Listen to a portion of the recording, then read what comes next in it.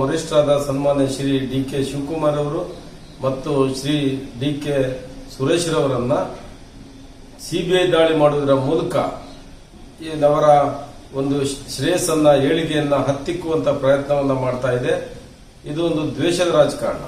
ಇಡೀ ಇತಿಹಾಸದಲ್ಲಿ ನಮ್ಮ ರಾಜ್ಯದಲ್ಲಿ ಅಥವಾ ಈ ದೇಶದಲ್ಲಿ ಇಂಥ ಒಂದು ಸರ್ವಾಧಿಕಾರಿ ಧೋರಣೆಯ ಕುತಂತ್ರಗಾರಿಕೆ ಒಂದು ಸರ್ಕಾರವನ್ನ ನಾವು ನೋಡಲೇ ಇಲ್ಲ.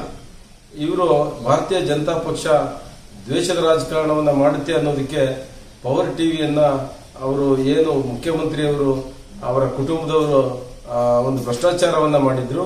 ಅವರ ಮಗ ವಿಜೇಂದ್ರ ಮತ್ತು ಅವರ ಮೊಮ್ಮಗ ಶಶಿ ಅನ್ನುವಂಥವರು ಆ ವಿಚಾರಕ್ಕಾಗಿ ಹೆದರಿಯವರು ಅವರನ್ನ ತನಿಖೆಗೆ ಒಳಪಡಿಸದೆಯೇ ಪವರ್ ಟಿವಿಯನ್ನ ಮುಚ್ಚಿಸಿರುವಂತದ್ದು ಇವ್ರದ್ದು ಎಷ್ಟು ಒಂದು ಸರ್ವಾಧಿಕಾರಿ ಧೋರಣೆ ಅನ್ನುವಂಥದ್ದು ಅರ್ಥ ಆಗ್ತದೆ.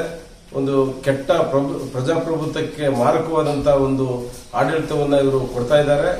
ಹಾಗಾಗಿ ಇವರು ಏನೇ ಪ್ರಯತ್ನ ಮಾಡಿದ್ರು ಕೂಡ ಹಿಂದೆ ಅಹಮದ್ ಪಟೇಲ್ ರವರ ಚುನಾವಣಾ ಸಂದರ್ಭದಲ್ಲೂ ಕೂಡ ಸನ್ಮಾನ್ಯ ಡಿ.ಕೆ. ಶಿವಕುಮಾರ್ ಅವರನ್ನ ಇಡಿ ಮತ್ತು ಐಟಿ ದಾಳಿಯನ್ನ ಮಾಡಿಸೋದ್ರ ಮೂಲಕ ಅವ್ರನ್ನ ಕಟ್ಟಿ ಹಾಕುವ ಪ್ರಯತ್ನವನ್ನ ಮಾಡಿದ್ರು.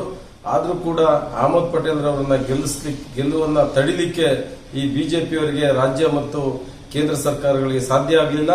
ಹಾಗೆಯೇ ಈಗ ಸಮರ ಬರ್ತಾ ಇರೋದ್ರಿಂದ ಉಪಚುನಾವಣೆಗಳು ಬರ್ತಾ ಇರೋದ್ರಿಂದ ಹೆದರಿ ನಮ್ಮ ವರಿಷ್ಠರಿಗೆ ಡಿ.ಕೆ. ಶಿವಕುಮಾರ್ ಅವರಿಗೆ ಈ ಬಿಜೆಪಿಯವರು ಮತ್ತೆ ಇವರನ್ನ ಕಟ್ಟಿ ಹಾಕಲಿಕ್ಕೆ ಒಂದು ಕುತಂತ್ರದ ದಾಳಿಯನ್ನ ಸಿಬಿಐ ಮೂಲಕ ಮಾಡಿಸಿದ್ದಾರೆ. ಇದಕ್ಕೆ ಇವರು ಜಗ್ಗೋದಿಲ್ಲ. ಇವರು ಬರೇ ಕನಕಪುರದ ಬಂಡೆ ಅಲ್ಲ, ಅವರು ಈ ರಾಜ್ಯದ ಬಂಡೆ ಅನ್ನುವಂಥದ್ದನ್ನ ಸಾಬೀತುಪಡಿಸಲಿಕ್ಕೆ ಅವರಿಗೆ ಶಕ್ತಿ ಇದೆ. ಈ ಒಂದು ಬಿಜೆಪಿಯವರ ಒಂದು ನಡವಳಿಯನ್ನ ಈ ರಾಜ್ಯದ ಜನತೆ ಗಮನಿಸ್ತಾ ಇದ್ದಾರೆ.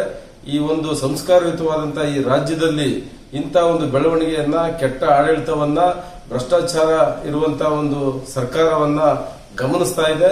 ಈ ದ್ವೇಷದ ರಾಜಕಾರಣವನ್ನ ಸಹಿಸೋದಿಲ್ಲ ನಮ್ಮ ರಾಜ್ಯದ ಜನತೆ ಅನ್ನುವಂಥದ್ದನ್ನ ಹೇಳಲಿಕ್ಕೆ ನಾವು ಬಯಸ್ತೇವೆ.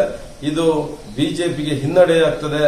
ನಮ್ಮ ಒಂದು ಬಂಡೆಯನ್ನ, ಈ ರಾಜ್ಯದ ಬಂಡೆ ಡಿ.ಕೆ. ಶಿವಕುಮಾರ್ ಅವರನ್ನ ತಡಿಲಿಕ್ಕೆ ಈ ಬಿಜೆಪಿಯವರಿಗೆ ಸಾಧ್ಯ ಇಲ್ಲ ಅನ್ನುವಂತ ಒಂದು ಮಾಹಿತಿಯನ್ನ ಕೊಡಲಿಕ್ಕೆ ಅಭಿಪ್ರಾಯ ಪಡ್ತೇನೆ.